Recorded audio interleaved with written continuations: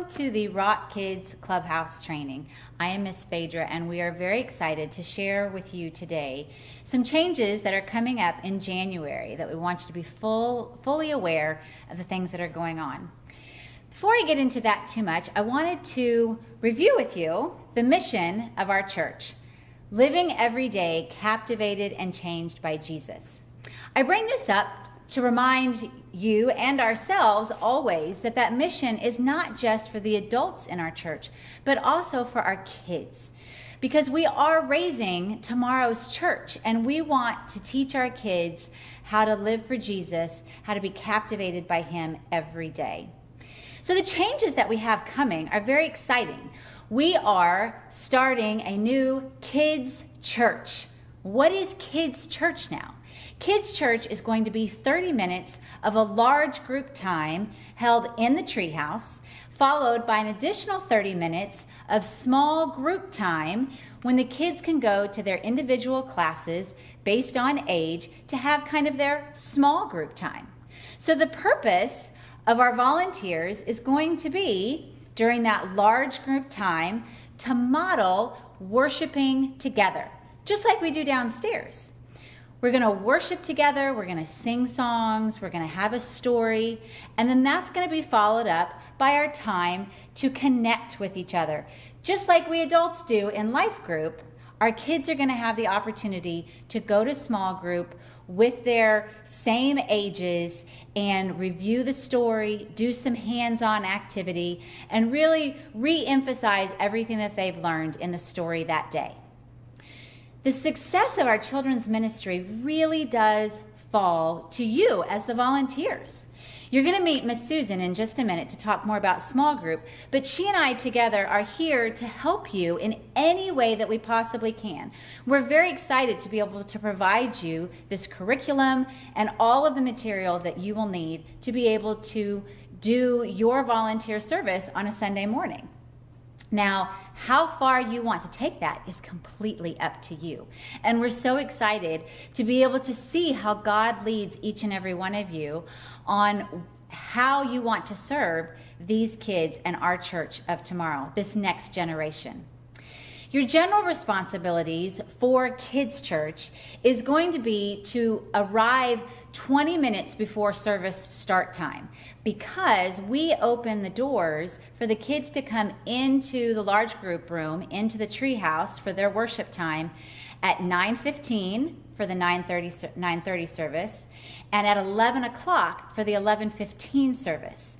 It is so vitally important that all of our volunteers are in place in their worship center, the treehouse, before any children arrive in the room. The kids will come in looking for their leaders, and as you get to know them, they're going to want to share with you things that have happened with them through the week. They're going to want to talk to you maybe about something that they learned last week that they got to apply. You will have the opportunity during that 15 minutes before service starts to interact with them and get to know them and to start building those relationships that we know are so important, both for kids and for us as adults. So once again, 9:10 is the arrival time for the 9:30 service, and 10:55 is the arrival time for the 11:15 service. While you're in the large group room in the treehouse, you're going to be modeling how to worship for our kids. Some of these kids may have come in and have never been in any kind of worship situation before. So we want all of our adults, all of our volunteers in the room to be modeling for them how we worship God each and every week in that corporate setting. We also want to encourage you to have them participate in service. And to do that, you can show how you participate in service. We encourage you to bring your Bibles. We will be encouraging the kids to open their Bibles when we go through the story and to go to that particular passage for wherever the story is coming from. We also do offering every single week. Feel free to save your pennies and your change just like the kids do, or to bring in a few dollars so that when we have offering, the kids aren't the only ones bringing it forward, but they see the modeling of the adults and the volunteers in the room on also giving back to God the way that we talk to them. The next general responsibility is to reinforce what's being taught in the treehouse during large group time when they go to small group, which will be a lot of hands-on activities and reinforcing those ideas. The last general responsibility that I want to talk about is Planning Center. If you are not familiar with Planning Center, if you have any questions, please don't hesitate to contact myself or Miss Susan. Planning Center is really the primary tool of communication that we have with you. It allows us to send you an invitation of which you can accept or decline, which helps us know if you're able to make it on that particular Sunday or not. It's going to have the Sunday schedule, so if you are ever interested in knowing exactly how the morning is going to flow and what's going to happen, what songs we're singing in worship, that is all in Planning Center, and you will be able to pull that up and be able to look at what the schedule is for Sunday morning. Planning Center also allows us to post the lesson. For both large group and small group, you will be able to find the lesson posted there on that particular day in Planning Center at any time. And we will be sending out the invitation and that information a month ahead of time. So if you have, a busy week coming up next month, you can bring up those lesson plans as early as you want and do whatever preparation you need.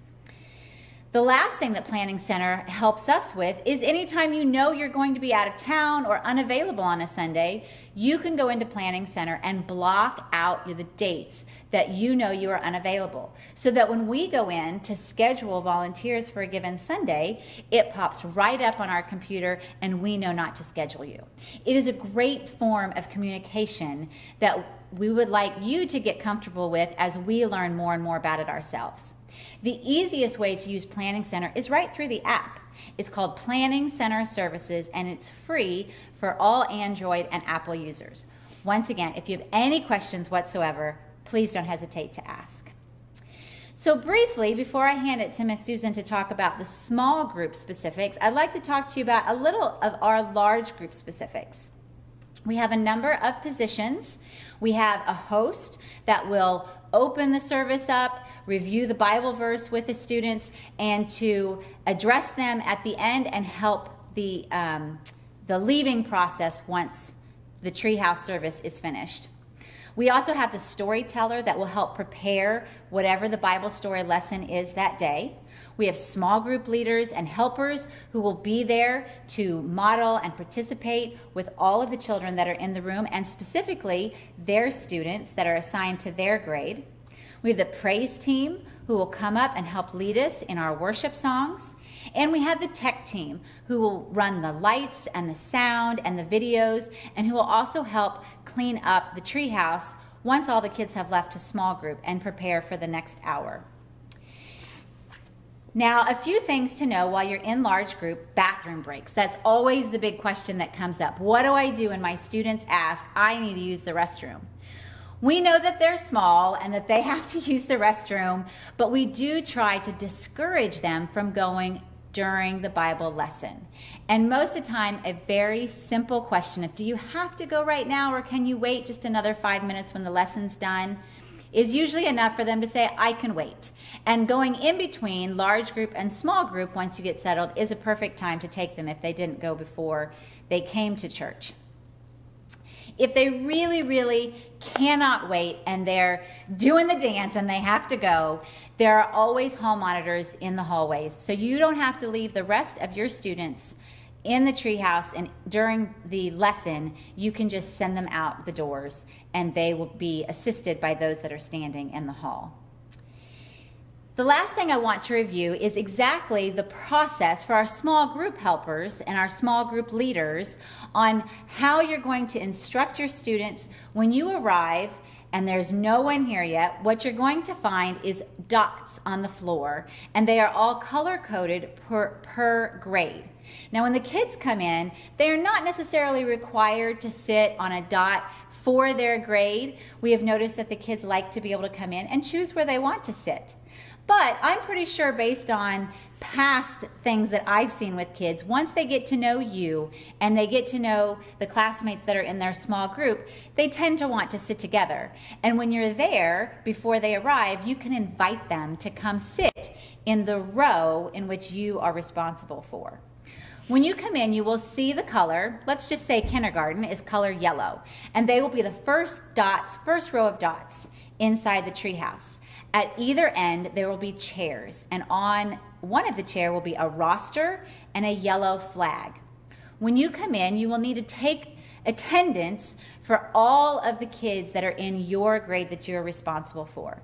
This is vitally important for when you transfer to your small group. You'll have a count of who is there, and especially if we ever needed to evacuate the building, you would have a roster of all the kids that you are responsible for in your class, so we would know if they have all been evacuated properly from the building. So you'll have this roster, and when it's time to leave, the host is going to help the kids leave. We're going to start with the 5th grade. We'll have all the 5th graders stand up and leave with their small group leader, and the 4th grade, and they will try to leave out of the back of the room in the treehouse so that our younger grades can go directly across the hall to their small group rooms. But the host will call out each of those grades so the kids will know to follow the flag of their color, and you'll be able to easily transition them to the small group room. Now, the very last thing that I'd like to say is that I have learned through all the trial and error over the last couple of years that the best way to get the most effective operation is just to try things out. And this is a brand new system, and we're very, very excited about this new programming and feel that God has really led us to this point in time. But we definitely don't have all of the things thought out yet or in a perfect situation. So if at any time you say, you know, Phaedra, this just isn't working out, or this, what if we did it this way? Please, please, please feel free to contact us at any time with any recommendations that you might have, because it might be something we just haven't thought of, or we're not the ones leading the kids from room to room and don't get to see where there might be a problem and might not be. So we're really, really looking forward to partnering with you in this new programming. So right now I'm going to turn it over to Miss Susan so she can tell you all about our small groups. Hi, I do want to first introduce myself for those of you who maybe have not worked directly with me here at church. My name is Susan Babb, and I am the small group coordinator in the clubhouse. So what that means is that I will be the first point of contact for anything that you need in the small group classrooms, or your TV's not working, or the sound's not working, or you need more copies of something. I am primarily the person that you want to look for. However, if I'm not available or I'm helping someone else, of course, anybody out in the hallway or our children's office is more than happy to help you in any way possible.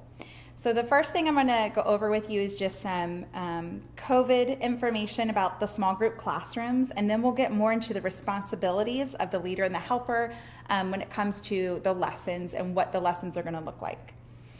So as you know, our numbers are limited due to the COVID spatial distancing, and so that means that you primarily will not have more than 10 children in your classroom.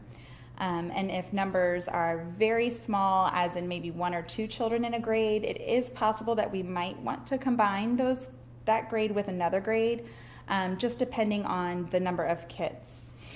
In the classroom, you will be required to wear masks when you are working directly with the children, if you're in close contact with them, or if you're just walking around the room. However, when you are teaching, you are able to take the masks off. The children, as long as they are sitting in their chairs at the tables, they too can take off their masks. But of course, if they need to get up to use the restroom, or they're going to participate as a volunteer or an activity, they just need to slip the mask back on. There will be cleaning spray and sanitizer in every room. So you will have whatever cleaners you need in order to keep everybody safe in the classroom. The sanitizer is also good to be used before and after games and activities, to just go around and have everybody do that before and after. And then as kids are being picked up by their parents, we are not peeling off stickers. We're just checking the numbers with the parent number and allowing them to go with their parents. After all of the kids have left the room, that will be your chance to clean up the room. Before going, you can just spray down the tables and chairs and wipe off the mouse and keyboard, whatever was used during that time. There will also be, for each hour, a bin of supplies that will have everything in it that your children will need for the activities. So there will be a 9:30 bin and an 11:15 bin. And in these bins will be things like pencils and scissors and glue and crayons and markers and any additional supplies. If you have a special craft or game, I will also make sure that all of that supplies is provided with it. So at the end of class, when you're cleaning up, all those things just need to go back in the bin, and you can just put it outside of your classroom in the hallway, and I will take care of picking those up. Now, the responsibilities for each person in the room, the leader and the helper. Now, the term leader and helper, of course, when you're working together, that can change as you get comfortable with each other and as you get comfortable with how the activities look and how a Sunday looks. Some weeks your helper might be the leader, and some weeks the leader might be the helper. You can do whatever works best for you guys. The leader is primarily the one who is starting and leading the activities. The helper can be the one to double check the attendance. So for example, when you transition from large group room to small group room, you just want to go back over your roster and make sure the kids you left with are the same kids that you have still in your room, and maybe didn't miss anybody going off to the restroom. Also, the helper would be good to go around and sanitize everybody's hands and just assist in the activities and gathering things as the leader needs. A couple of different things that some of my volunteers that are returning to small group classroom that you'll notice is a change is we no longer have the smart boards in the rooms. We now have TVs. It's still hooked up to the computer. That's still where your video is going to be. It's going to be, where the apps are that you need, the files, the songs, anything that you need will still be on that TV. It's just simply a TV instead of a smart board. But what that did take away for us is being able to write on the smart board. So we have provided every classroom with a whiteboard and markers so that you can use the whiteboard to write things on. Now, they're still going to have the file folders in every room. And in these file folders, it'll be dated for every Sunday. So if there's an emergency or you're not able to make it, there will be a set of plans, and whatever activity sheets are for that Sunday will also be in that date. So anybody stepping in to fill in for you can easily just grab what they need for their supplies. If for some reason you left your lesson plans at home or you need a copy, it will be there for you. Cabinets in all the rooms will all be facing the wall. And this is so that the kids who were used to going into small group classroom and pulling out the games and the Play-Doh, the candy, all of that stuff that they were so used to having access to, they will not obviously have access to that during this time. So we just went ahead and turned the cabinets facing the wall so that there won't be that temptation. However, with only having 30 minutes now and being transitioned in with a leader and a helper, more than likely it won't be an issue. But we will not be doing the traditional game time like we used to do before. We also, with our old curriculum that we had, the Gospel Project, all of my teachers had lesson plan books that were spiral notebooks, and all the plans were printed out 3 months ahead of time for each volunteer. However, this curriculum, the orange curriculum, doesn't actually provide the spiral notebooks. So I printed out the first set of January lesson plans for you, and I've put together binders for your lesson plan. And inside of the binders, it is just organized January through December, and you will see behind the January tab is your first set of lesson plans for the month. Then moving forward, as Ms. Phaedra mentioned, with Planning Center, I will be uploading all of your lesson plans directly to Planning Center. So you can just go on and print off the lesson plans for your weeks. If you don't want to print the whole month, you don't need to. You can just print the weeks that you are volunteering and add them to your binder so that you can use it, write on it, whatever you need to do. These binders are yours to keep. Now, speaking of the lesson, I just want to go over what that looks like because it's definitely different for those of you who are returning to the classroom. We no longer are teaching the story in the small group setting. That's being taught in the large group setting. So that means that you get the fun part of actually doing the hands-on activities for the reinforcement. And also building those relationships with your kids. Now, I've used the Orange Curriculum activities that they have provided, and I printed them for you, and I have edited them to make them as COVID-friendly as possible, obviously. So you will notice some changes in the way we do activities, just because we want to make sure we're being extra cautious and keeping everybody safe. There will be opening activities, and then you'll have an option between 1, 2, or sometimes even 3 activities that you can choose from. I obviously don't expect or even think that you could get through more than 1 or 2 activities in 30 minutes, plus the other stuff that we're going to be doing. I really want you guys to still have the flexibility and the freedom to tailor the activities to what your style is, what you would enjoy doing with the kids, because we really want that relationship and that connectiveness to happen between you and the kids. So we've provided the orange activities. However, if there's an activity or a game that jumps out at you, or you feel like, oh, I really want to do this craft, just let us know in advance so we can have the supplies you need, and so that we can make sure that it does meet the guidelines of COVID, and so that it is appropriate for a church setting. There's sometimes things that are appropriate for school or appropriate at home that might not work best in a church setting. So we just want to make sure that we're all on the same page with that. Now, there is still going to be a video in small group classroom. It will no longer be the Bible story video, obviously, but there is a short 2 to 4 minute video for each week that ties into whatever lesson or theme is being focused on that week for the lesson. So that will be shown towards the end of class before prayer time. Now, in order to really prepare our kids and what it looks like to live every day in an intimate relationship with Jesus Christ, we really wanted to focus on 2 important things in our relationship with Jesus, and that is reading the Bible and that is prayer. So we really, especially our older kids, really 2nd grade through 5th grade, want them using the Bible as much as possible, having them find the Bible verse, finding the Bible story, doing Bible activities, anything we can get to get them using and inside God's Word more. Kindergarten and first, just make sure our leaders are, using the Bible in front of them, opening it up in front of them, describing to them where it is in the Bible. And then as far as prayer is really important in our relationship with the Lord. And so we really want to make sure that we're focused on teaching our kiddos how to pray, how to talk to God. And in order to do that, we thought it would be a great idea to get prayer journals for our kids. So these prayer journals are ones that are pretty plain, so that way the kids can put their name on it, they can decorate it, and then inside is lined paper that they can write on. This is really for 2nd through 5th grade. However, this is also not school. We don't want them to have the stress of school when it comes to writing. So we're not concerned about grammar or capitalization or what their handwriting looks like, or even if they wrote anything. They might draw a picture instead, or they might just not feel like writing today. That's okay.